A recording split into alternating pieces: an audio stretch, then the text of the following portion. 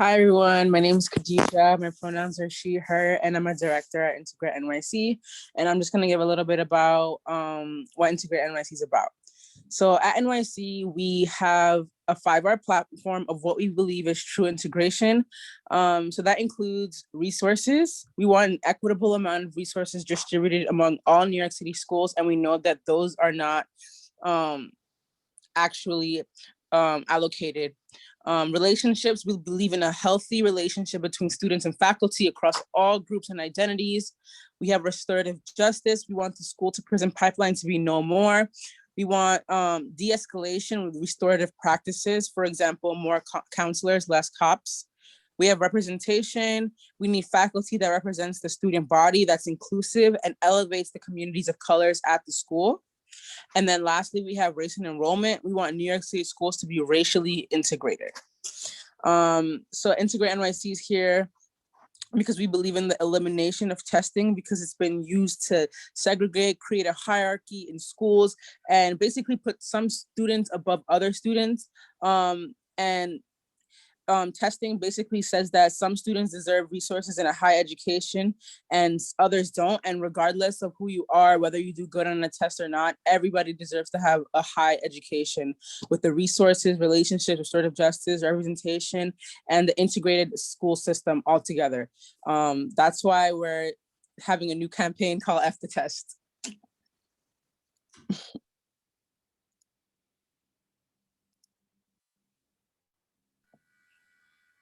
Who's gonna follow those amazing students? So now we grown-ups get to talk a little bit about what we're doing. I'm here representing an amazing body of parents and parent leaders that have been trying to really inform other parents about their rights when related to our state tests. So New York City Opt-Out was created in 2015 as a response to the state tests being used to evaluate teachers. In addition, state tests are also used to designate funding to schools and classify them as good schools or failing schools. So I'll talk to you a little bit more about that later. But as a body, we try to work in consensus. We're super grassroots. You might find us on Facebook. We have over 2,000 members that we reach out to, and we tried to build coalition with. And so the last couple of years, we've also been talking about the detriment of screening in schools. So it's an amazing honor. And we're super excited to start collaborating with Integrate NYC because we're like-minded organizations that are trying to break down the injustices in our educational system. And we're trying to integrate our schools. And a great first step would be to eliminate these racist tests, which we'll talk about in a little while. So we look forward to keeping the conversation going.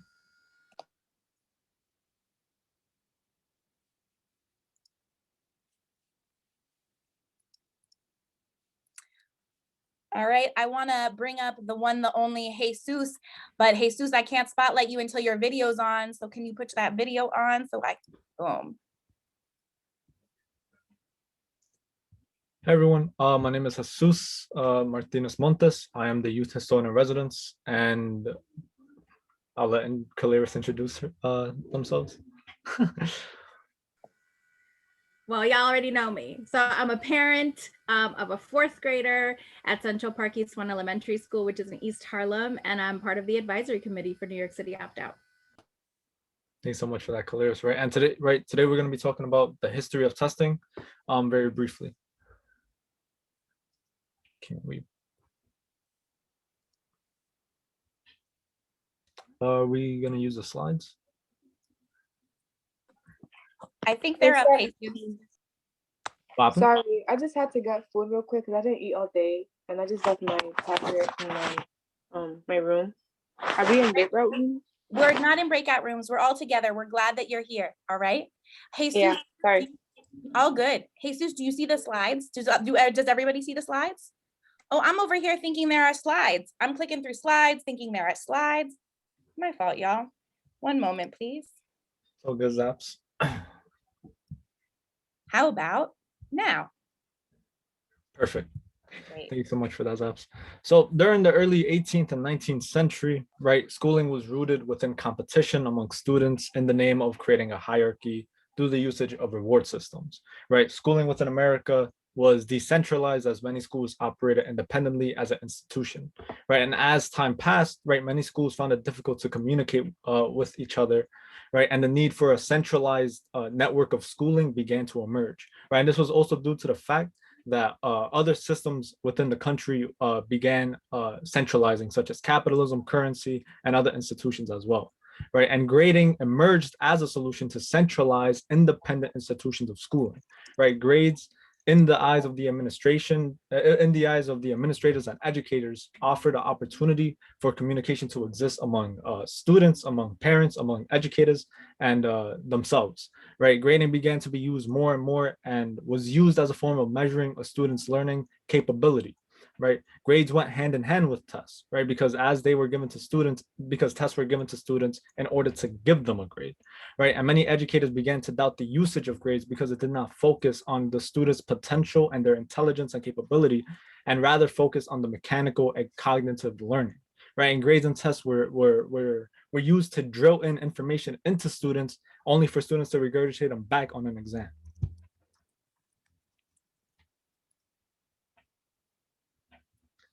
Right. So standardized testing began to emerge within the 20th century, within the early 20th century, right? Standardized testing was and continues to be rooted in racism and white supremacy, right? The first major version of standardized testing was the SAT and the Aptitude Army exams during the First World War, right? The man who created these exams was Carl Brigham, who was a huge racist, a huge eugenicist, a huge white supremacist, and a huge misogynist, right? He said the following: American education's decline will proceed with an accelerating rate as the racial mixture becomes more and more extensive. And let me tell you what he's basically saying. He's basically saying that as schools become more integrated and diverse, the society and the American society, right, is going to become less white.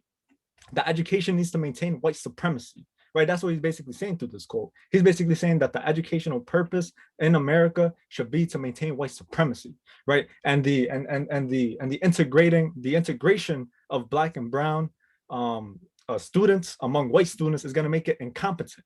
Will make society incapable. Will make them not as smart, right? And you got to see this, right? This is the man who created the SAT, and he's a white supremacist, and he's saying that that these schools should maintain white supremacy, right? And the SAT and the Army Aptitude exam began to be used more and more and became a part of schooling within the early 20th century, right? And these exams were literally used to segregate students by their race and saying who was intelligent. And let me tell you what they mean when they say intelligent. They're saying, do you know about European history? Do you know about white history? Do you know about the colonizers' history? Do you know about Protestantism? Do you know about Christianity? That's what they're saying. That's what they mean when they say intelligent. They're saying, do you know about this colonizers, your oppressors' history? That's what it is. They're saying if you're intelligent enough, you know your oppressor's reality. I mean, I'm sorry, you know about your oppressor's history. That's what they're saying. That's what they're saying when they say intelligent. And that's what these tests are supposed to do, right? And this is what they labeled as intelligent, right? And right. Right, and these exams were we still take today are the legacy of racism. They're the legacy of what this man did, right? They're the legacy of what of a white supremacist exam, right? And many schools began to use these racist exams to see which students deserve an acceptance or scholarships, right? And this is what they also said. They said, do you know enough about your oppressor's reality to be accepted into my school? That's what they're saying. They're saying, do you know about the people who colonized your people? Do you know about the people who oppressed you? Right? That's what they're saying through this acceptance and through the usage of these standardized tests to accept them into their schools, right? And these schools are like Harvard, right? We're talking about even though we're saying about this history, Harvard still continues to do this. Harvard, all these Ivy Leagues, all these prestigious schools continue to use this this white supremacist system.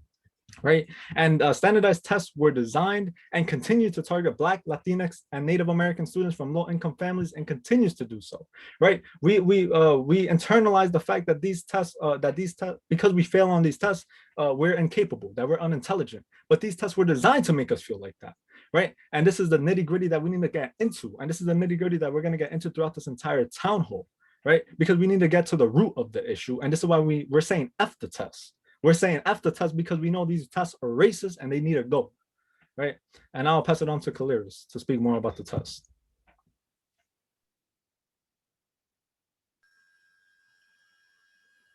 Again, how do I follow such amazing people?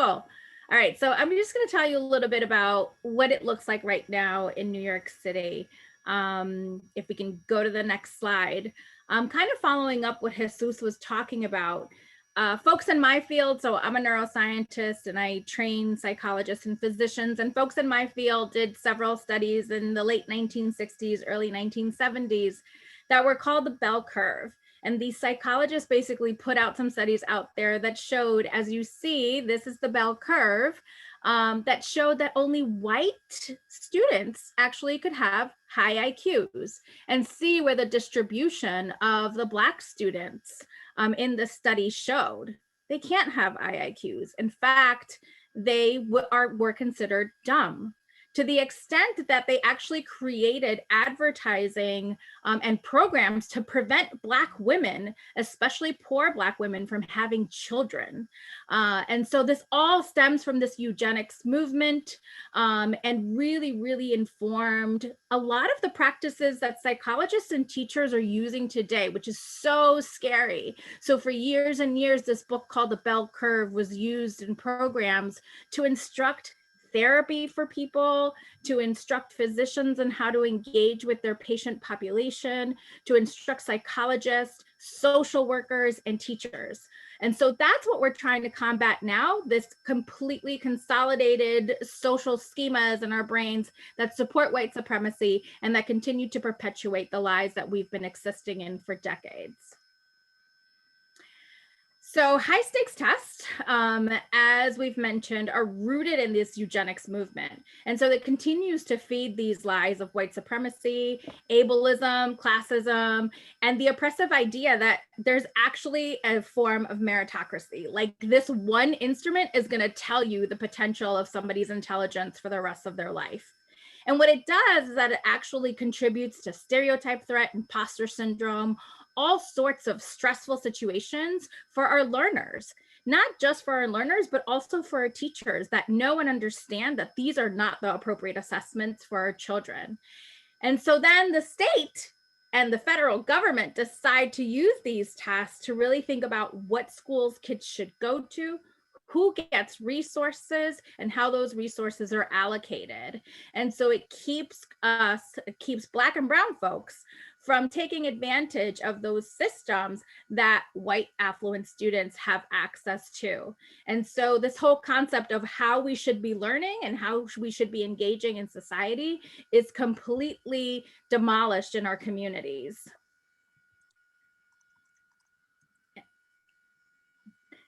So during the time of a pandemic, not only did we already have to deal with these systems, but now we're existing 1 year into this pandemic, and these inequities have been exacerbated, and they've been magnified to an extent that we can no longer ignore it.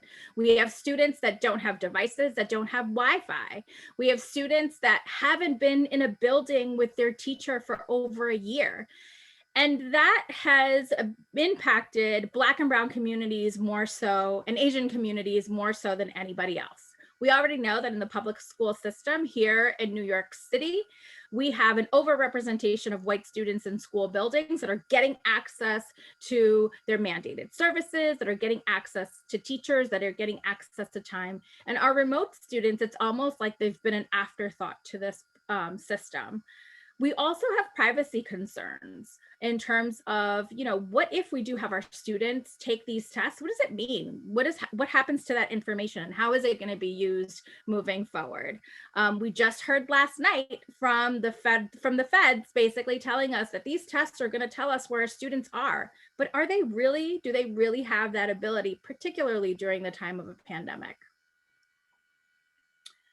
So what makes these tests high stakes? This is what a lot of people don't know and don't understand. The New York State recently has revised their criteria on what it is they're calling a successful school versus a failing school. And so you might have heard of the denomination of CSI and TSI schools. And the next slide will show you exactly what the metrics are.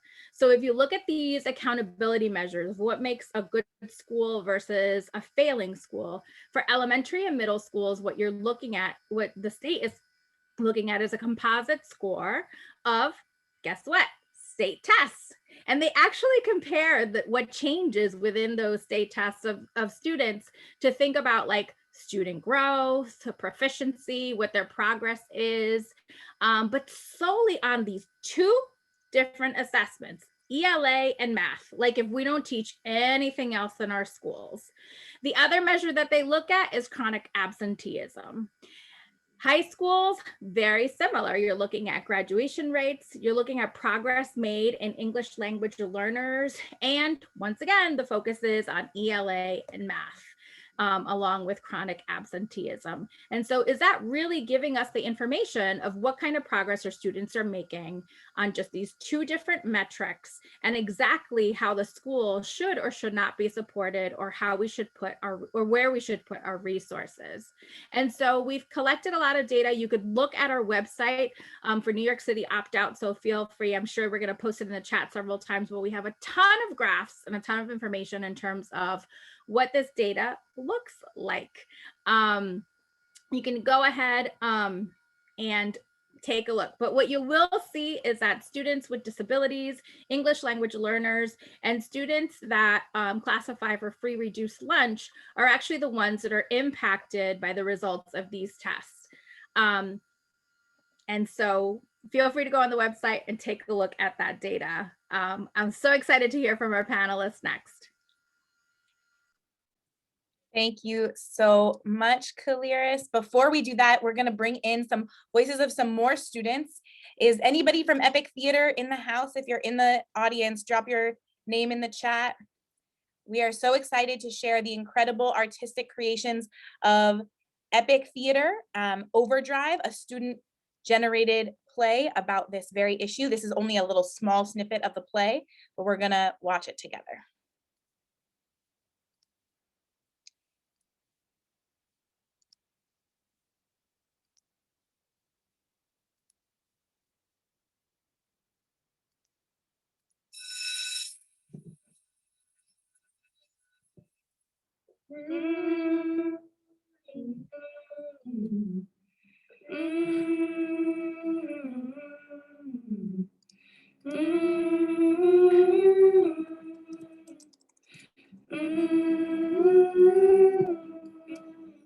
You see, outside we are students, but inside we are patients. They all think we're sick, giving tests as medication.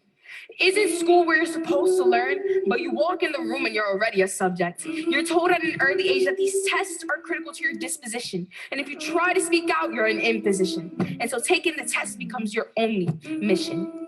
The teachers are supposed to act as the nurses, but they don't even think that this medicine is working. There's nothing about this that guarantees integrity, but I'm trapped because I'm supposed to have clarity, be a role model for these young people that stare at me, and how would it look if I don't follow the rules? And when you don't stand up and sit in silence, you make us all fools. You normalize it. And what you're forgetting is that to us, it feels like violence. We need to escape from these hospital beds. Got all these words in my head because they got me on these meds. But who's at the door demanding we need more? It's the principals. They make promises to soothe us, band-aids for bullet holes. It's all in your head. You'll be all right. Just go back to bed. And you're back at your desk taking another test. The parents want a voice walking around like they got no choice, dragging their opinions like zombies. I'm aware of this situation. I never had a chance to have a good education. I just want the best for my child. I feel like I can't say anything. If a doctor says my child has a tumor, I'm not going to question it. So if a teacher says my child needs tutoring, I'm gonna make the best of it. I understand I'm pushing Cindy to that extreme. The test may be unfair, but I still want my kid to dream. I just want the best for my child. They say your child needs PM school. It needs to be pushed. Your child needs an IEP. It needs to be rushed. Your child needs medicine. Your child needs medicine. They know what's best. They went to school for that. They know the rules for that. So yeah, I'm cool with that. That's the game. It's never gonna change. You have to deal with that. If my child needs this to succeed, I'm not gonna question it. If my child needs this to survive, I'm going to make the best of it. I understand she might hate me right now, but I hope she sees that in the end, I did this for her. Because I don't want her to end up like me. If I were to go up against the government, might make me get on my knees and repent. I just want the best for my child. Yeah.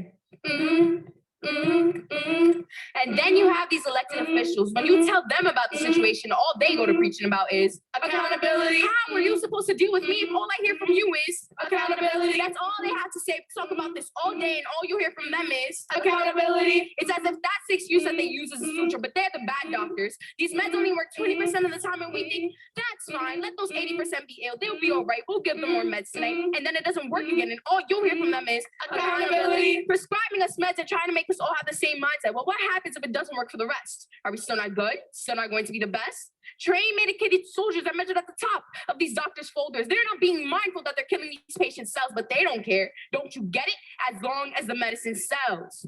These standardized tests aren't the best thing to assess us. They shouldn't be what makes or breaks us. It's as almost if these people hate us. These companies make these tests, but they aren't the ones who grade or survey us. They don't know you, they don't know me, they don't know what I need, because right now I need sleep, but that's what they don't see. All these people want from us is money. We're the worker bees. We got to get these people there, honey. And when another year of testing is done, we step out into the summer sun.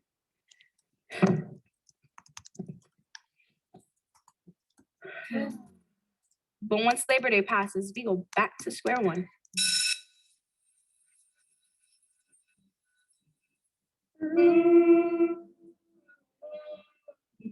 You see, outside we are students, but inside we are patients. And sometimes when someone tells you you're sick, your whole life, it comes true. Cindy. I'm talking about you.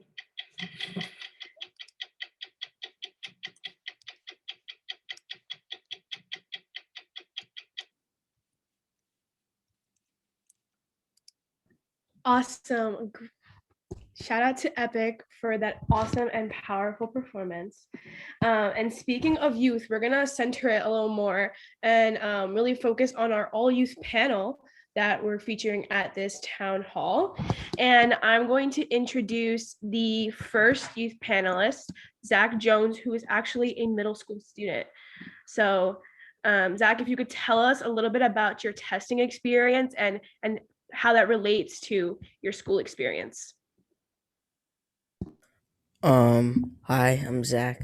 I know I'm pretty younger. I'm only in 6th grade, so I have a long way to go. But from what I've done already, when I was younger, I was in 3rd grade. I took this state test, and I didn't really know much about it, so I was extremely scared when I did it, and it took me the whole entire day. And then I took it again in 4th grade, and that's what gets you into a good middle school. So it's like it's very stressful. It was so stressful that I didn't even get to finish the test, and it just had me like with a lot of anxiety, and my heart was racing, and it was just too much to put on somebody who's like 8 or 9 or 10 years old. I mean, you shouldn't put this on anybody, especially somebody who's not even a teenager yet. You're putting this much pressure on them for what? Just a middle school? It's not like it's high school. It's not like it's college. It's just middle school. And even it shouldn't be like that for high school and middle school. But still, I mean, high school and college. But still, this is middle school. It's not like you're going to this is a job interview. Like, people got to understand this, and it just really. I just feel bad for all the younger kids who have to go through this. And thankfully, coronavirus saved me my 5th grade state test, but I would have had to take that too. And I would have been more stressed. Even though it doesn't count as much as the 4th grade one, it's still stressful. And yeah, that's all I got to say. Thank you, Zach. And I'm going to pass it to Abhishek Majumdar, a high school student, to also talk about his experience with testing. Yeah, hey everybody. My name is Abhishek. He, him, his. I'm a director at Integrate NYC, and I'm a senior at Stuyvesant High School.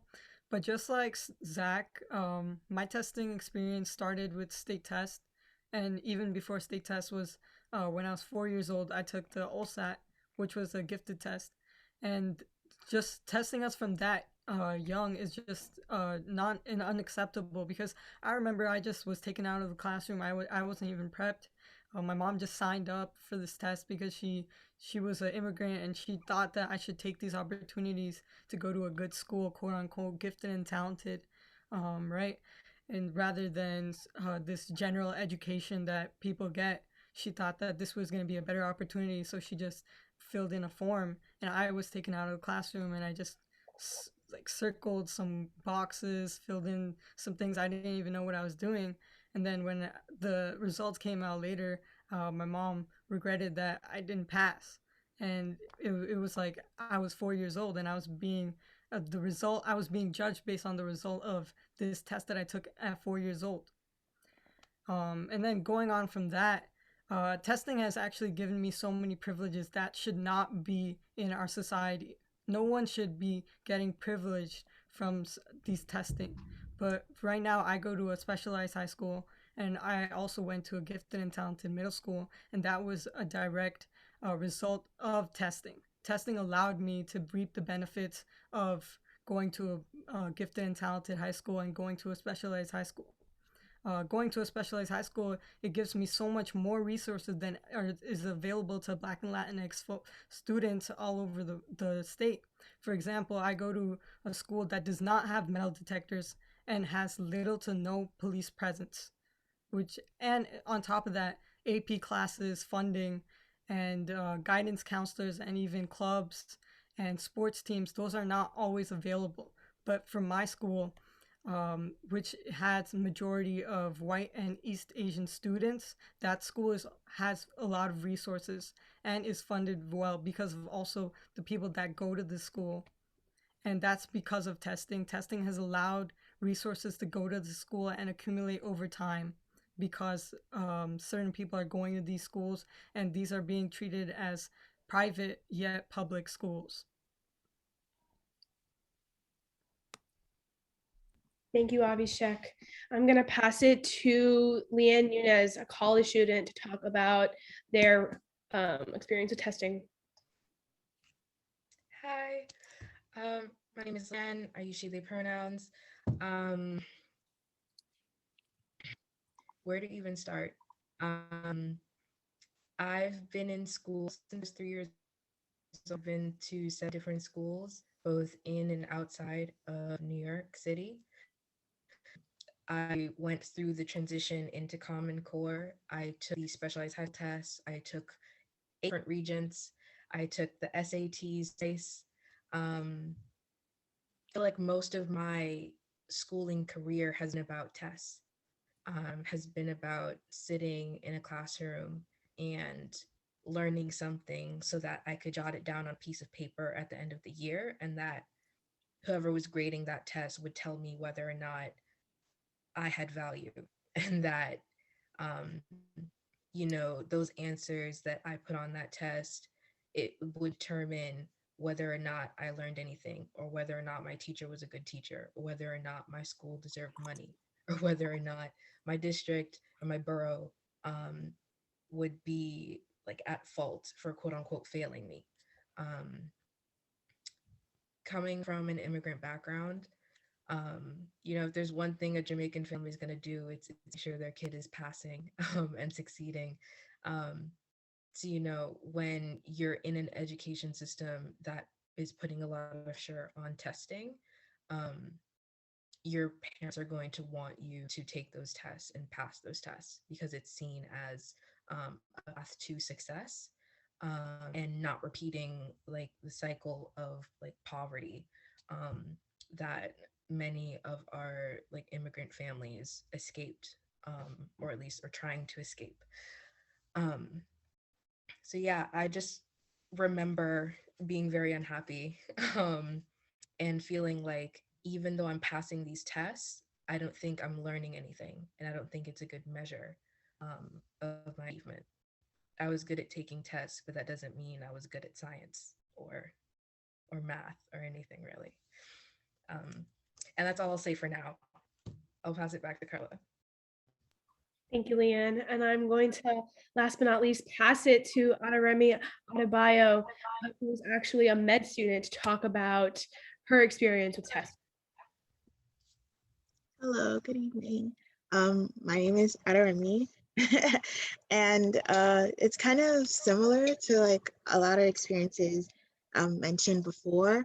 Majority of my, and even now, a majority of my academic life has been about testing and studying for the test and practicing for the test.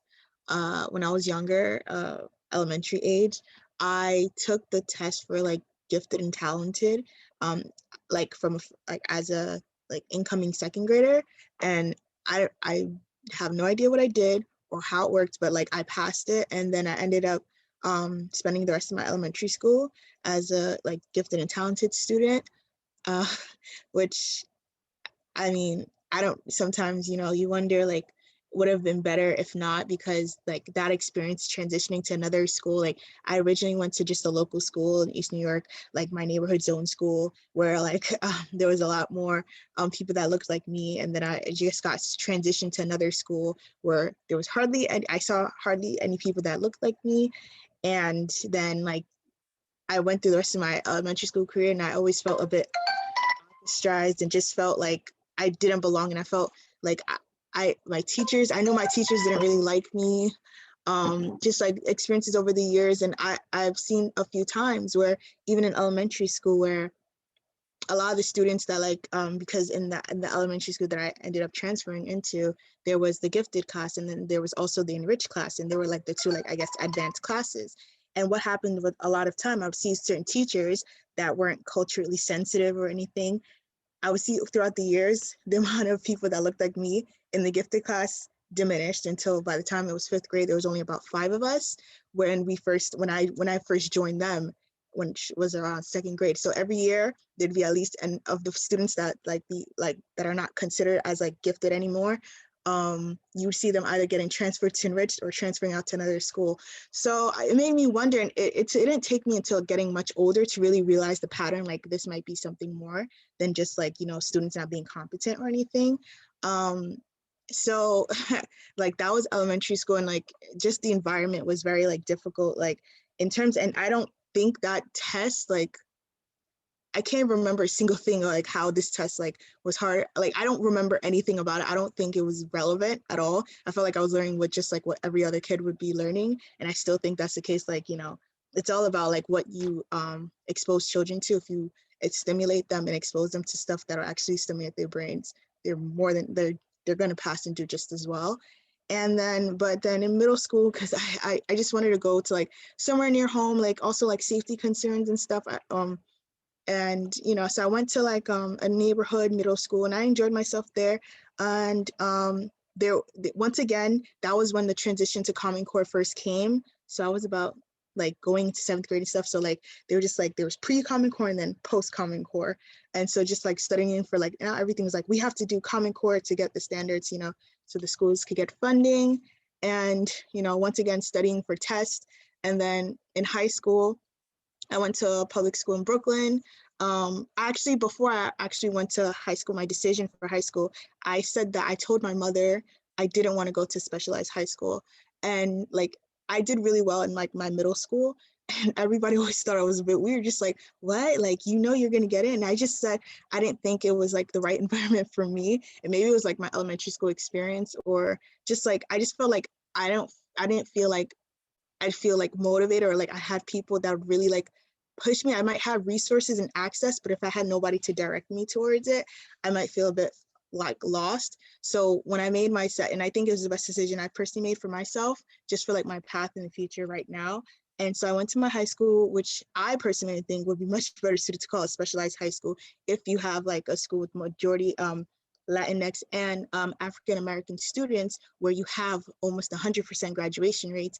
And like, even if like the students aren't going to college, they're going to the navies, they're going to the military, they're doing great things with their lives. Like they come in and leaving high school feeling actually prepared for just like post like high school and like really to get at least the first footsteps like into the real world, even though like college is its own type of thing.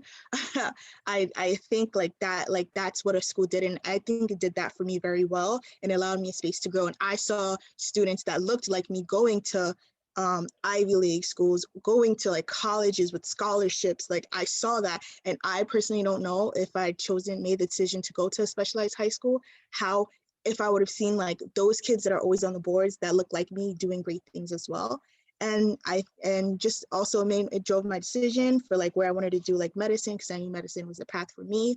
And like that's why I applied for CSUN, the CUNY School of Medicine, because I knew that, you know, diversity, and they preach diversity, is definitely the most diverse class I've ever been in ever. Like there's people from all different types of backgrounds and cultures, and I appreciated that, just being exposed to different peoples and just like testing in general, like even now in medicine again, like, you know, but at least like the tests in medicine, like, is because you need to make sure you know what you know. But I felt like throughout leading up to before that, I just had to I was always learning for the test. Like I would have great teachers and they would want to teach me so much, but they would be like, excuse me, unfortunately, because this is not expressed like heavily on the test, we can't focus on it, even if it was a really great topic for just to learn about. And I had teachers that were passionate in high school, I had teachers passionate about learning, but they always had to cater their like learning to the test. And sometimes it worked and sometimes it didn't. So, and I just want to quickly speak about the SAT experience. I personally think SAT is ridiculous, and I've always hated it. And I feel like it's a bit strong to say, but I truly think the SAT is a joke. I don't know what it studied. I know it's supposed to be like, it's not a measure of intelligence. It's nonsense to me. And even with the SAT, even high school, because my high school, it didn't really have that much funding or anything like that. Like we had majority of the people in my high school were like, you know, free or reduced lunch. So we didn't have that much funding. And I remember that like for SAT prep during the time that I was a junior, there was this one like $800 SAT prep course. And I said, no. And my mom was just like, you sure I'll find a way to pay for it? I was just like, no, like, why are you paying that much for just a test? Like, and like, what? Like, I'm getting a free rate for a test and now I'm going to pay $800 for a test I'm taking for free. Like, I just thought it made no sense. And so the first time I took it, I did okay. I was even surprised that I did as well as I did, but I did okay. And luckily I did go to like a local like after school program in my neighborhood that I would like just help out. And like they happened to have free SAT tutoring, and that helped me even a bit more. And what that did, it didn't teach me anything about content that I need to know. I knew all that stuff from over the years of teaching mathematics. It was just like, no, on the test, the SAT test about this. And I was just like, so wait, this is not a test about learning or intelligence. It's just like, how do you know how to manipulate a test that asks questions in this format? And like that helped me get better, because I realized, oh, this is not just asking me what's x plus y equals 100 and then another equation. Like, no, it's just like, how do I answer this question, know what they're asking me in this short amount of time? And once I realized, I was just like, this stuff is nonsense. It's a joke. I was just like, and I did okay. Like I didn't do like super like 100% or something like that, but I did pretty well.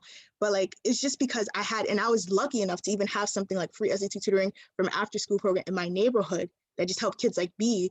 Like, but like, what about all the other students that didn't have that? And it's like, and it really wasn't a knowledge issue. It's like the content stuff we've learned over the years, English, like English language, like, you know, throughout the years of ELA, like it's the same thing, but how do you answer it on this type of test? So that's about it for now.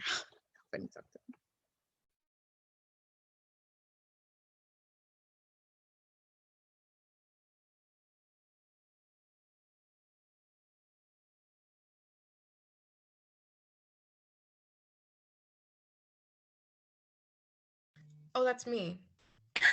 I was passing it back to Carla. I'm so sorry. Okay. So thank you guys so much for sharing. I think let's like connect dots. So I think all of us have some pretty unique experience with testing. And I think the ones that are a bit more opposite in terms of current school experience are actually me and Abhishek. Because Abhishek goes to a specialized high school in New York City, and mine is public. And Abhishek does not have metal detectors or high police presence, but I do. So I guess in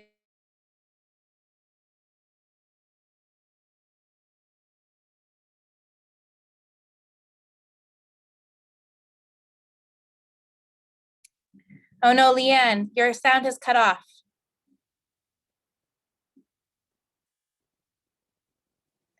Can you hear us? Oh my God. I'm so, I'm so sorry. I don't know why my Wi-Fi does. Oh, cool. So the question was to obviously, because of our different school environments and cultures, how do you think testing plays into the policing that we face differently? So for me, especially because like the majority of the students that go to my school are the students that can afford prep and that can afford um, just in general are more affluent students, as it is the majority white students and East Asian students.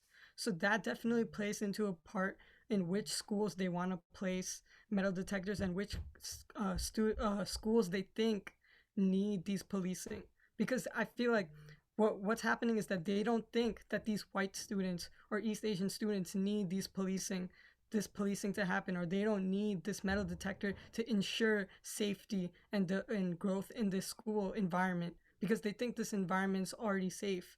And but what's happening is they're criminalizing Black and Latinx students because there's this stereotype and there's a stigma that they aren't good students, and they are going to create unsafe environments in schools, and that's why they need police, that's why they need metal detectors, and that's why we need to criminalize them. But that's just unfair, and that should not be happening in our society. That should not be happening in our schools.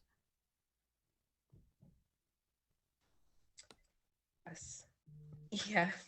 I'm fully aligned to all of that. I know for my school, that was majority Black and Latinx, and we had a high immigrant population, a high population of students that were learning English, and 80% of the school was lower income or at or around the poverty line. The amount of policing that we went through on the daily was actually like ridiculous. And students often felt like criminals in a place that was supposed to be teaching us. Um, and any requests to try and broaden or diversify the curriculum was met with, if it's not on the test, we can't teach it. And like resources that could have gone to supporting young people and a curriculum that could help them thrive and be ready to be active members of society. Resources that could have done that, I felt like went towards policing us instead.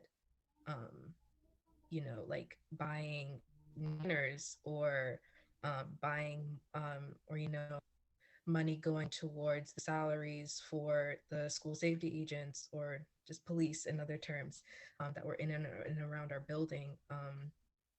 It really felt like because of who we were, people, they didn't feel like we needed to be invested in. Even with all the pressure put on testing, it still felt like they didn't even want us to achieve at this like fake game that they had us playing. Yeah, so can everybody still hear me? I just want to make sure Miss Blocking Line. Okay, cool. Great. I see you in the chat. I think I will pass it back to Carla for another question to put the panel. Yeah, thank you to all the panelists for speaking your truth and holding that power. I'm actually going to hand it over to Clarice and Jody from New York City Opt-Out to handle another portion of the town hall centered around mostly a Q&A. So again, thank you to all the panelists and for everyone who was involved in the chat.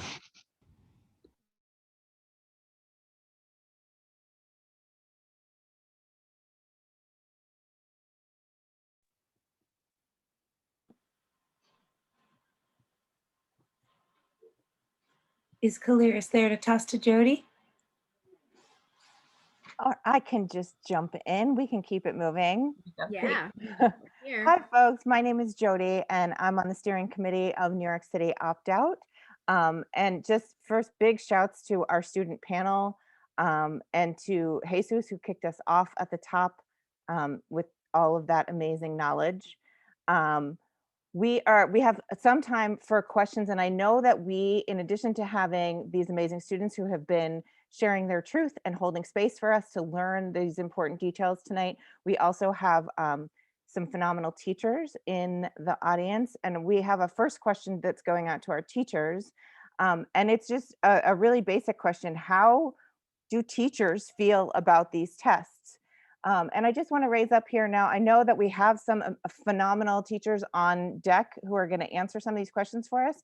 But I do want to lift into the space that, because not everybody knows, teachers are actively discouraged in many situations from speaking about the tests and about the harm that these tests impose on teachers and on students and on our schools and on our communities. So huge props to our teachers who are here with us tonight and willing to talk about this. And I think that our amazing badass teacher / activist Liat is in the house and is going to kick us off with an answer to this first question about how teachers feel about the test. Hi, everybody. Thank you so much. And thank you to Integrate and all the amazing panelists.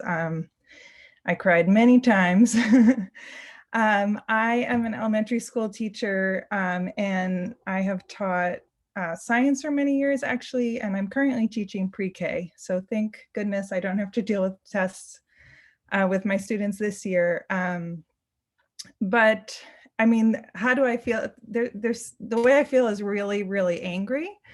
And I have seen in my 10 years working in New York City public schools how standardized testing hurts students and hurts school communities and hurts teachers, and especially hurts our marginalized students, hurts Black and Latinx students. And, you know, I think I haven't, because I taught science, I haven't had to, you know, administer too many tests.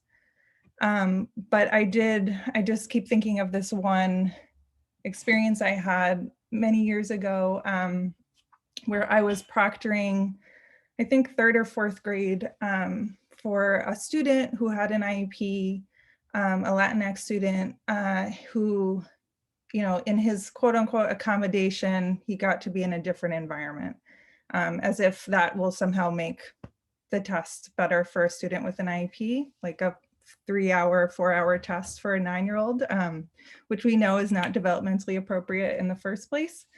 And, you know, he kind of looked at the test and looked at the first page and then just put his head down on the desk and said, I can't do this and I'm stupid. And it was heartbreaking. And I think it's important to realize that that's what the tests are designed to do, to tell kids and tell schools that it's their fault, right? That there's something wrong with them, when we know, I mean, educators know, parents know that all of our kids are bringing brilliance and bringing gifts and bringing incredible experiences to the table. And it's the system's fault for not recognizing that. It is not the kid's fault. It is not the family's fault. It's not teachers' fault. So I'm so happy to be here in this community. And, you know, we really this year, like, we all know the stress that families are under. We all know the stress students are under and educators. And it is just thinking of kids having to sit, you know, on their DOE iPad and taking a standardized test for 3 hours at home. I can't, it breaks my heart to think that we're asking 8-year-olds to do that this year. And, you know, many of the youth and the panel talked about the consequences that this leads to segregation. It leads to withholding of resources for kids. And it's wrong. And we're all here and we all need to keep being vocal as much as we can. So that's my answer. Thank you so much, Liat, for that. And folks dropped into chat, definitely follow Liat on Twitter to get an inside look into the classroom. She's a great follow. And we've had some in the chat, some discussion about how teaching to all of these kinds of tests narrows our curriculum, speaking about the regents as well. So I just want to lift that up. And I want to take a moment to shout out Epic Theater from earlier, and to say that when we have to teach to these tests and curricula get narrowed to only focus on the aspects of ELA and math that are tested, we are not funding or supporting or giving resources to arts programming. And we can see just from a small dose of Epic how powerful and important arts programming is. I believe that we have Nicole, who had a hand raised about the question about how teachers feel about these tests. Hi, everybody. I think a lot of things. I'm a high school math teacher. I've been a teacher in the Bronx here for about 15 years. So what I think they don't do what they're supposed to do. That word, thinking back to that performance we saw, accountability. I think they're supposed to be used to like hold the school accountable. Are you teaching your kids? Are your kids learning? But they don't do that. They don't incentivize learning. They don't help kids to like want to learn. So they don't do what they're supposed to do. Like they don't give us a picture of how well a school is doing. So I don't know what the pretense is. Like, why do we have them? They don't do, like, what purpose do they really serve? And so I think if we're gonna go, we're gonna bring this to the powers that be, that would be like an excellent way to go about it. But I do believe they narrow the curriculum. They not only like inhibit us from teaching like or spending a lot of time on things that we know our students don't get. I can't slow down. I have to finish the curriculum, which is way different than teaching the curriculum. But as a math teacher, I feel like every 9th grade student, our students, nobody ever teaches them financial economics. So like how to budget. Can I afford this house? In 2008, that bubble we had where a bunch of people were in houses they couldn't afford because a bunch of banks told them that they could. That says a lot to how powerful, like how much people really don't understand finances. And so no student should leave school, no student should leave 9th grade without understanding like how compound interest works, budgets, taxes, and what are we teaching, you know, like we're not teaching people creative thinking. We don't value creative thinking, even though the Common Core, you know, is supposed to be about, like, we're always asking students, explain your thinking, and then we give them a multiple choice test. Like, you know, that's my 2 cents as a math teacher. It's not only like we can't teach, but like what classes aren't we teaching? You know, what skills are we going over for what, a test?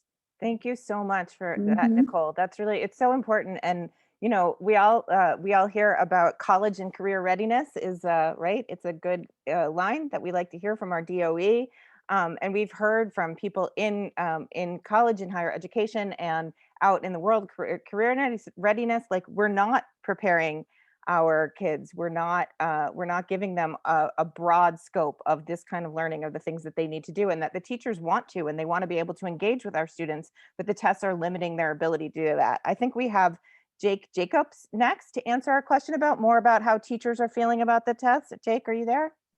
Fantastic. Hi. Hi. Yeah, I'm an art teacher in the Bronx, and I kind of became an anti-testing act. You can hear me, right? Okay. I became an anti-testing activist around 2013 when they told me that my evaluation as a teacher was going to be based on math scores. And I'm an art teacher. And I said, what does that have to do with my teaching? And as ridiculous and absurd as that sounds, I found out it was much, much worse. I started doing a little research and I started writing articles. And you know, when they tell us that we need to do these tests every year because it provides valuable information, we need to challenge that, because it turns out the tests, once they're taken and once they're scored, it's not actually valid information. And what I mean is that the scoring, the formulas that they use to score the tests are invisible. Nobody can see them. They're proprietary. And that's illegal, actually. They're supposed to be transparent and available to teachers so they know how to teach in the classroom. But since the beginning, the formulas are invisible and they actually change the scores. You know, if you have a certain amount of English language learners or kids with IEPs in the class, their test scores are changed around and nobody knows how they're changed. Nobody's ever been able to check it or see it or verify it. And so because they're invisible, they're unverifiable, and we're just going on faith when we get our scores back and we say, oh, that's my score, that's how I did. Not necessarily. You know, these things are, it's called norming, but the scores are adjusted and we don't see how. And somebody mentioned earlier that you know, a lot of the test is multiple choice. So what do we do when we're taking a test and we don't know the answer, right? We eliminate a couple of guesses, and we eliminate a couple of choices, and then we just guess. And when you look at the number of tests that are on the borderline between passing or failing every year, it's millions and millions of tests across the country every year that depend on one, you know, answer for passing or failing. And when you think about how many answers we guess at, it proves that a lot of these scores are just based on luck, right? You know, maybe you get a 2, maybe you get a 3. There's a big difference between passing and failing there. And if you guessed on 4 or 5 questions, or maybe, you know, more than that, it means that, you know, you're either lucky and you passed, or you're unlucky and you didn't pass. That is not a measure of learning. That's not scientific, and you know, it's actually anti-scientific. And so a lot of this is just guesswork, and we've been using this system for years. So I mean, it's just awful when you really dig into this. But those are some things to like shoot back at people when they try to say we're getting valuable information. It's like we're getting guesses and luck, and invisible formulas. Like, who says this is valuable information? Thank you so much for lifting that up, Jake. That's such important information, and a lot of us don't know that, and it's not made clear to a lot of parents that there isn't a lot of validity in this information, and also the lack of transparency and accountability for the test makers. So I know that we are tight on time. I got 2 more, but we only have time for 1. So I'm going to have you both come on and be quick, because I know you both have important things to say, Juliana and Fiona. But I'm going to just ask you to be succinct in your comments, but I want you both to get in. You want me to start? I just wanted to say that the thing that I mean, I hate everything about these tests, but the thing that I find most painful is that they don't measure growth. They measure the final result. And so you have a student, I mean, I think back to one of my first years of teaching, and I had a student who was having trouble understanding fractions, and we did all the work, like the fun, amazing work that teachers want to do. And we brought out the manipulatives, and we looked at what a fraction was, and we figured out ways to think about the different size pieces. And the test question asked her to add 2 fractions, and she did it. And she looked up at me and she gave me a thumbs up. And then I looked at the question, and the rest of it said, so what was left? So she got that question wrong, but she had grown as a mathematician tremendously. And she was so proud of her understanding, and she was also an English language learner, didn't allow her to get what they were asking in the test. And I'm just going to close by saying I'm helping my daughter with the SAT, and it literally says in the prep book, forget everything you have ever learned about inferring or reading between the lines or deep reading. It literally says in the prep book, forget about that. So that's all I have to say. I quickly wanted to add on about the validity of the so-called data. Recently, my students had to take an iReady exam, and we were told that the results of this iReady, our coach was going to prepare grouping for us and tell us how to group the children for further instructions. Well, I've been teaching remotely since September. I've already grouped my kids. So I'm sitting here and I'm saying to myself, as a joke, I bet you whatever grouping you've come up with is the exact grouping I have, because I didn't need iReady for this. And sure enough, the exact data, the exact grouping, the exact teaching into or reteaching that needed to be done, I was already there. I don't need an assessment to tell me where my students are, what I need to do with them, and how we can grow. I learn with them. This is all organic. I know them. So no to the test. Thank you. Thank you so much, Juliana and Fiona, for really lifting that up into the space and just solidifying for all of us what we've heard from so many, from our students and from our teachers, that these are not valid tests. We don't have use for them. They're not helping our teachers. They're not helping our students. What they're doing is driving a lot of money outside that we could be using to do other things. So I know that we are coming up on our time for the night. There's questions about, is this being recorded and can it be shared? And I believe Zap said the answer is yes, it's going to be shared out afterwards, I think. And there's some action items to leave you guys with. For teachers, if you're not a part of the MORE caucus, they're a great place to join and a phenomenal ally to both NYC Opt-out and Integrate NYC. And parents, you can join, and students, you can join as allies as well. So if you're not a MORE caucus member, please go ahead and join. And if you are a parent of a student in a testing grade, you can go ahead and submit your opt-out letter right now. It would be great to have tons of folks submitting opt-out letters and to be able to show how many folks are already getting those in. And though there's links to that on the New York City opt-out website. And you can also let your elected officials know what you think about this recent announcement from the federal government that they're not granting waivers or that they don't plan to grant waivers. Take what we're talking about tonight, take what you've learned from the students and the teachers here tonight and turn it into action to your elected officials and tell them you're not satisfied with this and that you want to see something different happening. We have the panel for educational policy happening tomorrow at 6 p.m. and Chancellor Carranza will be there. Chancellor Carranza applied for the waiver and has said he doesn't think any of our students should be sitting for the test this year. And tomorrow night is a great way to show up at the PEP and tell him that you don't think so either, and that you want him to make sure every parent has an easy way to opt their child out of the test this year. Carla, thanks so much. Thank you, Jody, for kind of navigating that.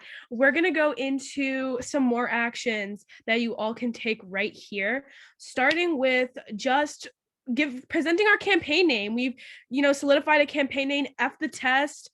We're using it in our hashtags. We're using it as our little slogan, our little visual. And this is also kind of like the objective of our campaign, right? We're going to start petitions to end testing. We're going to meet with decision makers. And if the high stakes tests are canceled, great. We're going to move forward with the plan to permanently remove them in further years. If they're not canceled for this year specifically, in regards to COVID, we're going to continue to get sign-ons in the petitions. We're going to continue to meet with decision makers. And if the tests are canceled after this, great. We're going to move forward with a plan to permanently remove the tests further. And if they're still going, we're going to stop talking to decision makers. They obviously don't care. They obviously are not willing to do it. So we need to escalate and talk further about what it means to really say F the test and get rid of the tests.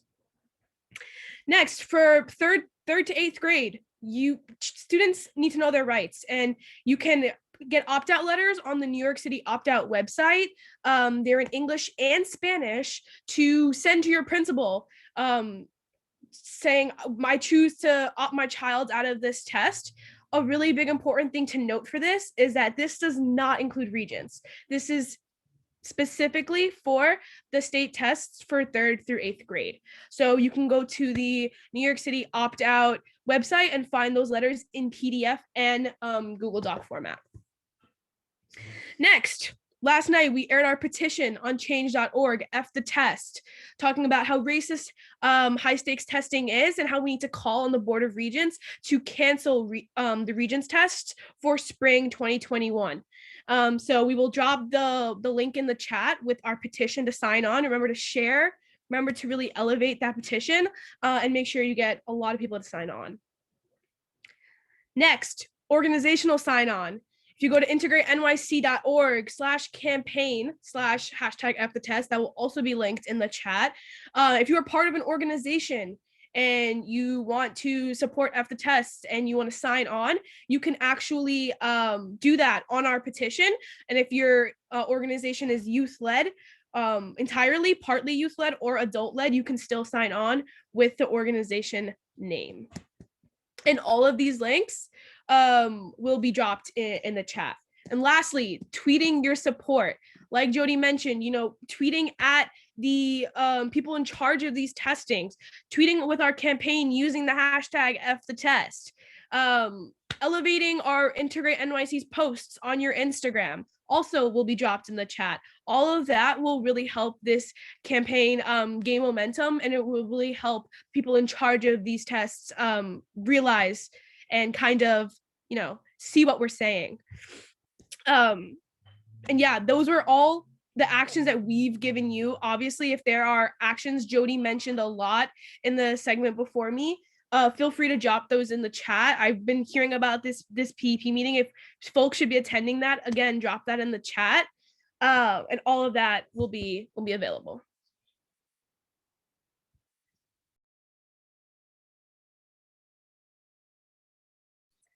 All right, y'all. It's a miracle. 6:16. That is a wrap for the testing town hall. Thank you all for being here. We're going to turn on a little bit of music, leave the chat open for this community to keep talking to each other, sharing resources, sharing information, getting connected. Please, please stay connected with all of us. We're so happy you're here. Thank you for those who shared your voice in the space, for shared your voice and ideas in the chat, and for those of you who listened and absorbed. It makes a difference when we're all together. So thank you all for being here.